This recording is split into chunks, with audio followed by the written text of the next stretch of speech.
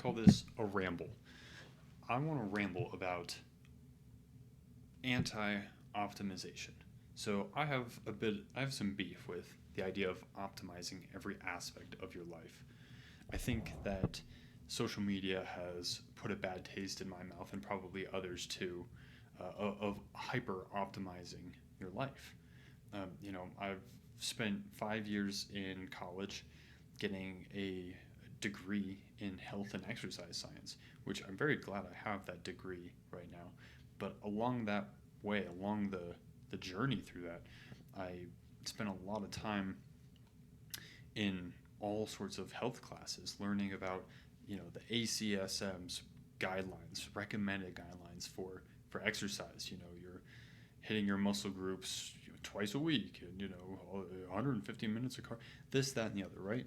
And there's nothing inherently wrong with that. I mean, the point of that is that it's actually very correct. It's very the science backed best way to do something, and there is reason to trust that if you are trying to be the number one Olympic runner or bodybuilder or something, to be number one in your preferred sport or type of practice.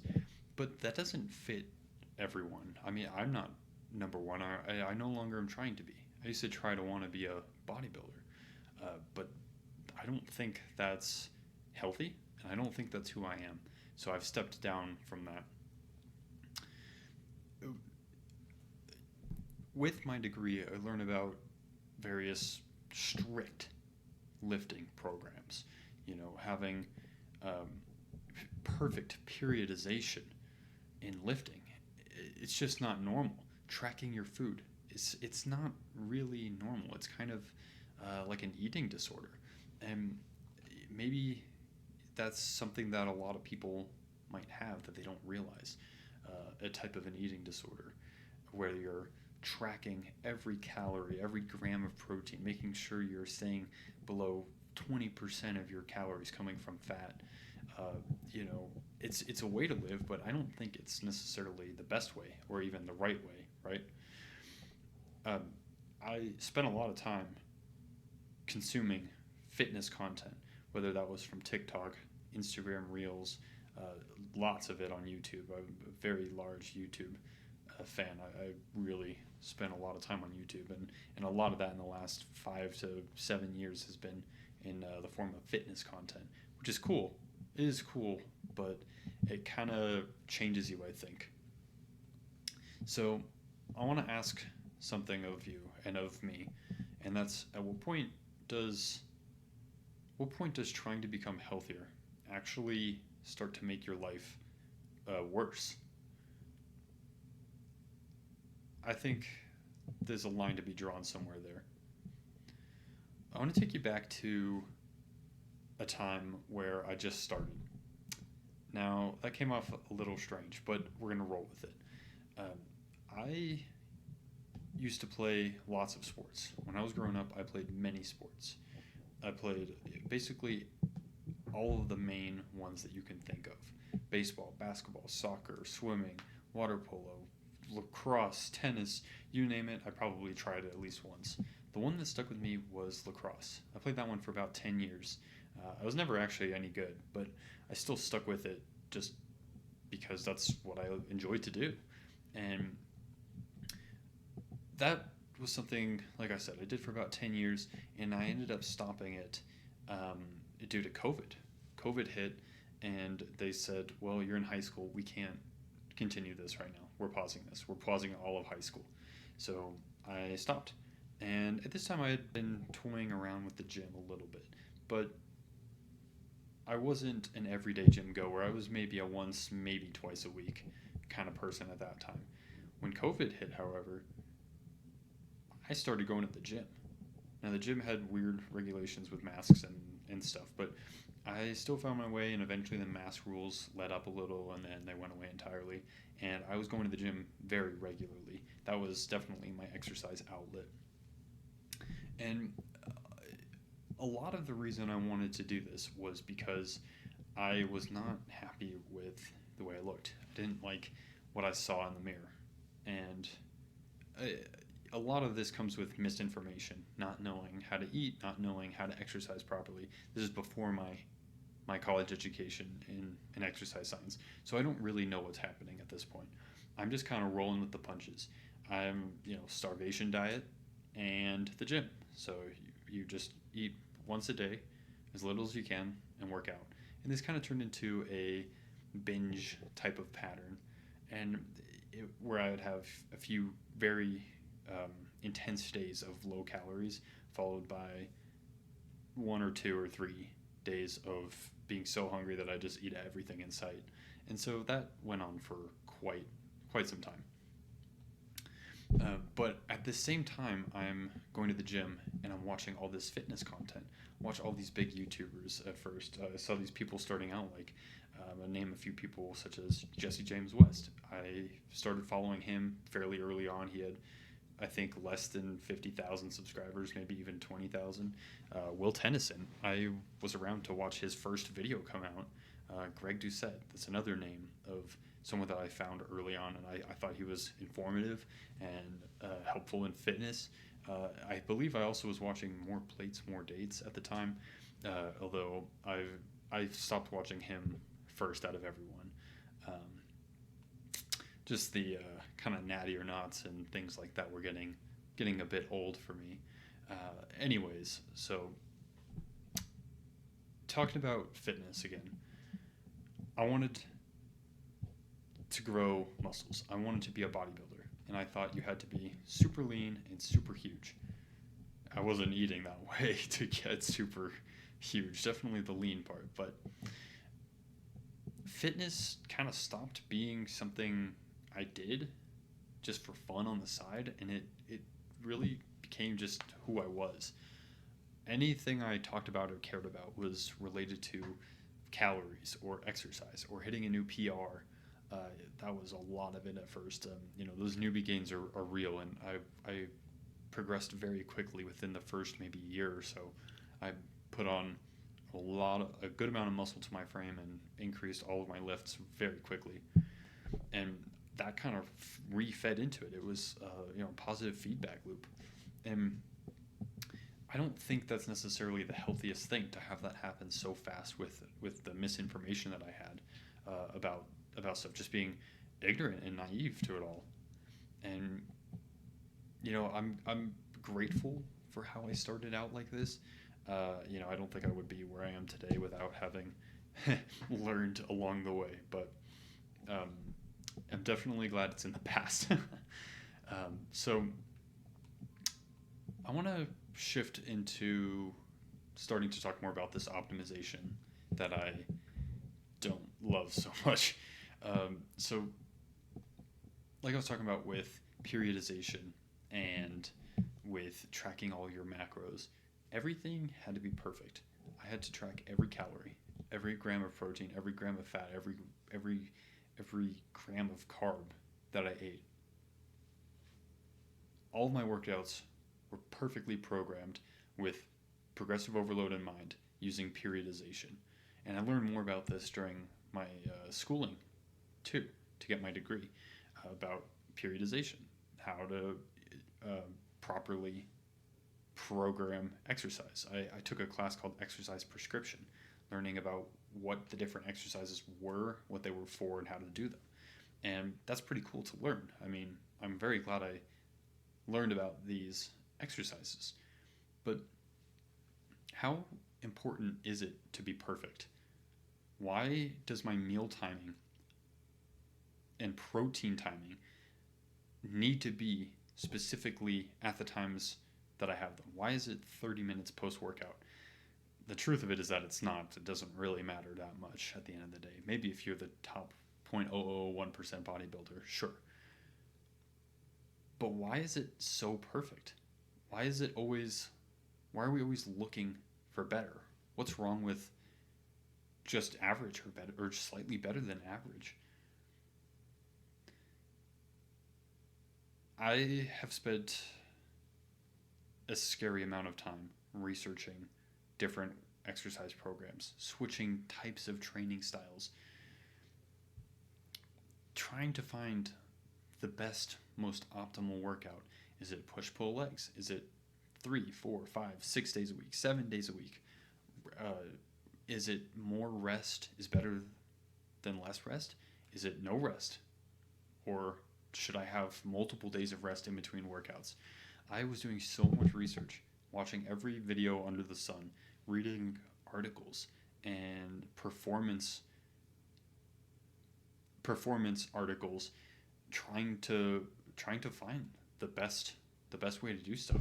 And I don't think that's optimal. I was trying to be optimal, but I don't think it is. And there's always something else to improve. There's always another something. I could train slower, have longer workouts, shorter workouts.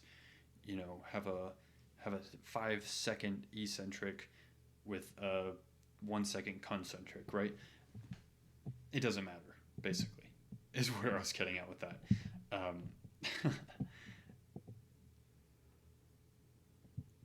Social media has had quite the influence on me, and I think it has quite an influence on everyone. Right now, the big deal is protein, and I think protein is kind of ridiculous. I used to follow the 1 gram per pound of body weight every single day. 1 gram per pound of body weight. Now, I'm a person who sits between like 180, 200 pounds usually, and so that means I was trying to get like 200 grams of protein a day. And definitely got this from social media. I believed that was absolutely important. That was the number one thing to do. If I missed a workout, I made sure I was getting extra protein because I was worried about muscle atrophy. I was worried about my muscles shrinking and just falling off of me because I missed a workout. And I knew that protein helps preserve muscle mass. How much do you actually need? I don't really know. I think that, well, let's just say this. Right now, I probably try to get about 100 grams, which is still maybe a bit more than what the actual recommendation is, but I think I'm just hitting it anyway just by eating all around regular food. And social media definitely influences this hyper optimization of eating perfectly along with your workouts. So social media shows, I'll see some reels, I'll see TikToks and YouTube videos about the craziest, strongest, leanest person you've ever seen, and they blab on and on about their morning routine, how they wake up at 1 in the morning to get started on their day, and then by the time everyone else is awake, they've already had food, gotten their whole day of work done, exercised, and done everything, and all they have left to do is to go take a polar plunge in the red light sauna, right? They're biohacking. That guy, that Brian Johnson, he biohacks his life. He's trying to live forever. There's the idea of being hyper optimal with your productivity, having perfectly laid out schedules on your calendar to map every part of your day so that way you absolutely hit your workout every day. What's the matter with waking up and not feeling it that day and saying, you know what, I'm going to go for a longer walk instead. I'm not going to go to the gym. What's wrong with that? And everyone on social media seems so successful. How is it that everyone we see who posts, especially about productivity and optimization, how are they so successful? It might just be a facade, but it doesn't feel that way. And I think the idea of all this is that extraordinary just becomes ordinary. To be optimal in everything you do, if everyone does that, then that's no longer that just is the average now. And I don't think that's how it should be. Everyone is trying to make a comparison between themselves and others, between others and others, and they're showing, oh, look at me, I can do this, that, and the other. I make so much money. I make all these videos, and I make all this content about stuff. Everyone's an influencer, and they're always pushing the goalpost back of what is considered normal and what's considered extraordinary. Like I said, the extraordinary is now ordinary.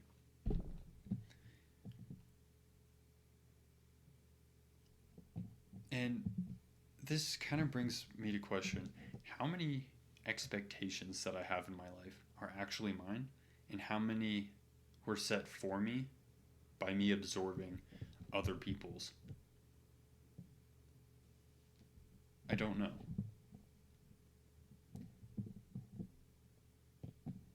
This brings another question. What am I actually training for? With all of my periodization and optimization of my exercise protocols, why was I training? Was I trying to be a bodybuilder? Was it really my goal to step on stage? Why? Why did I care? Was it for my? I always said I did it for myself, but was I? Was I doing it for myself, or was I doing it for others? Was I doing it for approval from other people? To this day, I actually don't know. I don't know why I thought I wanted to train like a bodybuilder. I realize now that I don't, but maybe it was to be bigger, stronger, leaner, have better numbers on my bench press. Had to outbench my friends. I don't know. I think now though, I've switched and transitioned my training. I'm going for capability, longevity, energy. I'm going for injury prevention. I'm considering going into physical therapy, and a lot of that is by preventing injury. That's what a lot of that's about, and recovering from that. And I think that's more important to do that. And that's kind of when I realized that I wasn't really maximizing fitness anymore. I was trying to maximize life. And I think that's the new path that I'm trying to follow. I think that's the better, healthier way to go. And so I want to go into what my training looks like now. Starting to brush up on that, or touch up on that, is I want general functional strength. I want to have leg strength. I want to be able to stand up and down, get out of a chair, kneel down to the floor, and stand up when I'm older. I don't want to be confined to a chair or a walker. I want overhead strength. Something that's very important as you age is you lose the ability to reach up above you, get that thing on top of the fridge, out of that top shelf. Grip strength. That's something that I'm training for.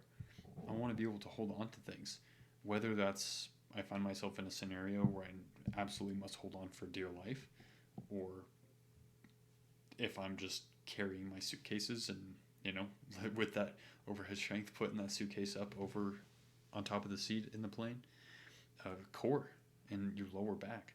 These are things that go very quickly, and everyone has problems with their lower back. I myself have had an injury a few years ago, and I've had to kind of train myself out of that. And the way I train this, I make it fun. I make it something that I want to go in and do time after time. I'm not just going in and having this perfectly sculpted program where I'm hitting this, I must do 3 sets with 10 reps, with every set leaving 1 rep in the tank, as per the periodization suggests from the ACSM. No, that's not what I'm doing anymore. I'm lifting for fun. I'm still training hard, but I'm lifting for fun. I'm lifting whatever feels right for that day. That's what I'm going for. I don't want to chase this tale of perfection. It just makes for a less enjoyable life, and I think that's not worth it. And optimization has really put a bad taste in my mouth with that in mind, and I don't want to go for that.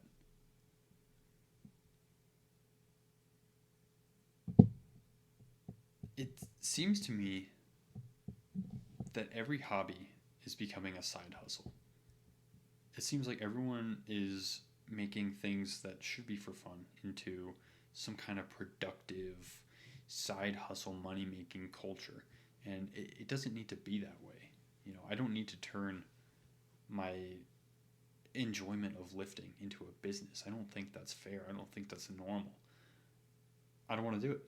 I think that's what optimization is going for. They're trying to get this perfect thing. It's not for me. No, I'm not even putting a pin in that. I'm just ending that right there. I want to talk about how we've become uncomfortable with simply existing.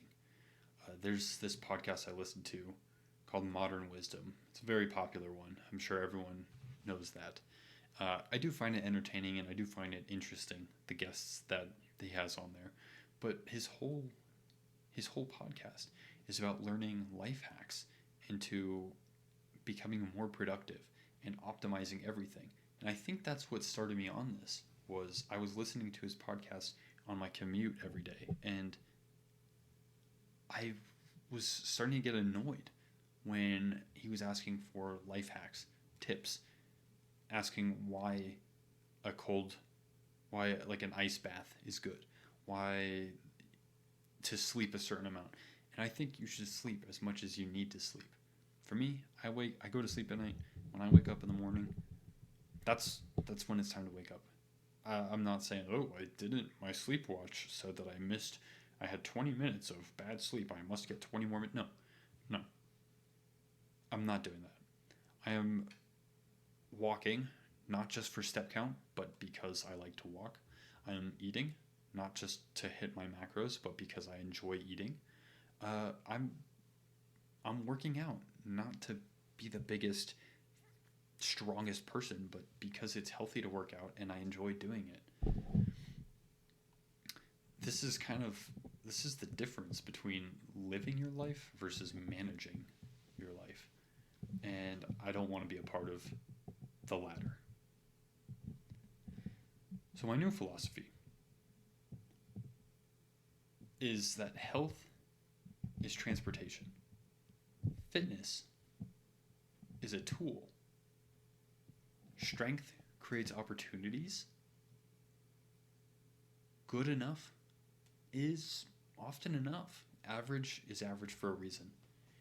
Health should make your life bigger, not something that's dreadful. Some of the happiest people I know in my life don't optimize their life.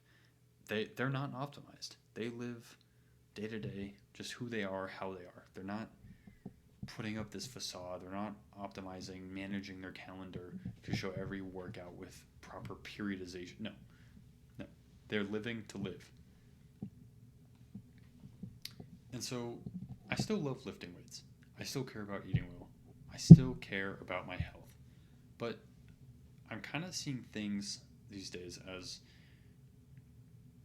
less of perfect goals, but more of just tools.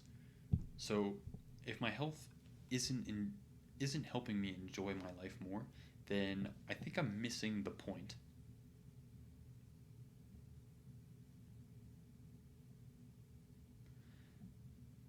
I'm curious to know if anyone else has gone through something similar. Does anyone else think that optimization has kind of ruined everything instead of making it better? It's very backwards, but I'd be curious to know who else feels this way. All right, well, there'll probably be more like this.